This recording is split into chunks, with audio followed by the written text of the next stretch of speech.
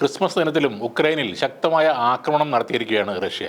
ഊർജ്ജ മേഖലകൾ ലക്ഷ്യമിട്ടായിരുന്നു റഷ്യൻ ആക്രമണമെന്ന് ഉക്രൈൻ പ്രസിഡന്റ് വ്ളോഡിമിർ സെലൻസ്കി അറിയിച്ചു. എന്നാൽ ശക്തമായ വ്യോമാക്രമണത്തിൽ നിരവധി ആളുകൾ കൊല്ലപ്പെട്ടതായി അന്താരാഷ്ട്ര മാധ്യമങ്ങൾ റിപ്പോർട്ട് ചെയ്യുന്നുണ്ട്. കരിങ്കടലിൽ നിന്ന് ക്രൂയിസ് മിസൈലുകളും ബാലിസ്റ്റിക് മിസൈലുകളും ഉപയോഗിച്ചാണ് റഷ്യ ഇന്ന് വലിയ ആക്രമണം നടത്തിയത്. ഉക്രൈന്റെ തലസ്ഥാന നഗരമായ കീവിലും ഖാർക്കീവിലും ഉൾപ്പെടെ ശക്തമായ ആക്രമണം ഉണ്ടായതാണ് റിപ്പോർട്ട്. 70 മിസൈലുകളും 100-ലധികം ഡ്രോണുകളും ഉപയോഗിച്ചായിരുന്നു റഷ്യ മനുഷ്യത്വരഹിതമായ ഈ ആക്രമണം നടത്തിയതെന്നും ആക്രമണത്തിനായി ക്രിസ്മസ് ദിനം തെരഞ്ഞെടുത്തത് മനഃപൂർവ്വമാണെന്നും സെലൻസ്കി കുറ്റപ്പെടുത്തുന്നു. ഈ വർഷം 13ാം തവണയാണ് ഉക്രൈന്റെ ഊർജ്ജ മേഖല ലക്ഷ്യമിട്ട് റഷ്യ ആക്രമണം നടത്തുന്നത്. ഇപ്പോൾ തന്നെ രാജ്യം കടുത്ത ഊർജ്ജ ക്ഷാമത്തിലൂടെയാണ് കടന്നുപോകുന്നതെന്നും സെലൻസ്കി പറയുന്നുണ്ട്. ഇന്ന് രാവിലെ മുതൽ ഉക്രൈനിൽ വ്യാപകമായി വ്യോമാക്രമണ സൈറനുകൾ എല്ലായിടത്തും മുഴങ്ങിക്കേട്ടിരുന്നു. ഉക്രൈനിലെ ഊർജ്ജ മേഖലയെ ലക്ഷ്യമിട്ടായിരുന്നു ക്രിസ്മസ് ദിന ആക്രമണമെന്ന് ഊർജ്ജമന്ത്രി ജർമൻ ഗലുഷെങ്കോയും സോഷ്യൽ മീഡിയ പ്ലാറ്റ്ഫോമായ ടെലഗ്രാമിലൂടെ അറിയിച്ചിട്ടുണ്ട്. ഉക്രൈൻ തലസ്ഥാനമായ കീവിലും ഖാർക്കീവിലും ഉൾപ്പെടെ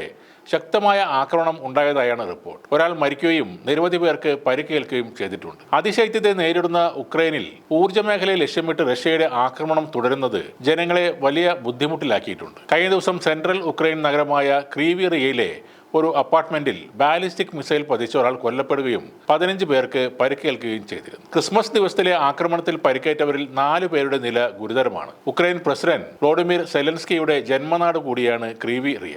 രാജ്യത്തെ രണ്ടാമത്തെ ഏറ്റവും വലിയ നഗരമായ ഖാർക്കീവിനെ ലക്ഷ്യമിട്ട് 12 മിസൈലുകളാണ് റഷ്യ ഇന്നും തൊടുത്തുവിട്ടത്. അവിടെ 4 പേർക്ക് പരിക്കേറ്റിട്ടുണ്ട്. ഈ യുദ്ധം അവസാനിക്കാത്തിടത്തോളം കാലം ഇരുവശത്തും നഷ്ടങ്ങൾ ഉണ്ടായിക്കൊണ്ടേയിരിക്കും. പക്ഷേ റഷ്യക്കുണ്ടാകുന്ന നഷ്ടങ്ങൾ അതിജീവിക്കാൻ അവർ പ്രാപ്തരാണ്. എന്നാൽ മറുവശത്ത് ഉക്രൈൻ എത്ര നാൾ പിടിച്ചു നിൽക്കുമെന്ന് അറിയാത്ത അവസ്ഥയാണുള്ളത്. ഉക്രൈന് പിന്തുണ നൽകിയിരുന്ന പടിഞ്ഞാറൻ നാടുകളുടെ ആവേശം ഇപ്പോൾ കെട്ടടങ്ങിയ നിലയിലാണ്. ഈ അവസരം മുതലെടുത്ത് തന്നെയാണ് റഷ്യ ഇപ്പോൾ വളരെ ശക്തമായ ആക്രമണം നടത്തുന്നത്.